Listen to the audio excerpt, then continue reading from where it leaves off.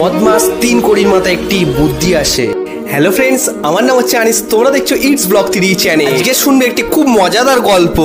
গল্পটি হচ্ছে রাম তিন কোড়িকে নিয়ে। রাম ছিল নতুন ব্যবসায়ী আর তিন কোড়ি ছিল অনেক পুরনো ব্যবসায়ী। একসাথে দুজন কিছুদিন ব্যবসা করার পর বদমাস তিন কোড়ির মাথায় একটি বুদ্ধি আসে। তিন কোড়ি ভাবলো ও যে জিনিসটা বিক্রি করবে আমিও সেই জিনিসটাই বিক্রি করব এবং ওর থেকে বেশি প্রফিট করব। কিছুদিন এরম ভাবে যাওয়ার পর রামের ব্যবসা অনেক কমে যায়। বুদ্ধিমান রামের মাথায় আরেকটি নতুন বুদ্ধি আসে। রাম ভেবেছে তার ঘরের উপর একটি পাঁচিল তুলে ছাগলের খামার তৈরি করবে এবং সে এই কাজে ব্যস্ত থাকার জন্য কিছুদিন বাজারে যায়নি। তাতে তিন কোড়ির সন্দেহ হয়। তিন কোড়ির বউ রামের বউকে গিয়ে জিজ্ঞাসা করে, তোমাদের ছাদের উপরে পাঁচিল তুলে ওটা কি হচ্ছে?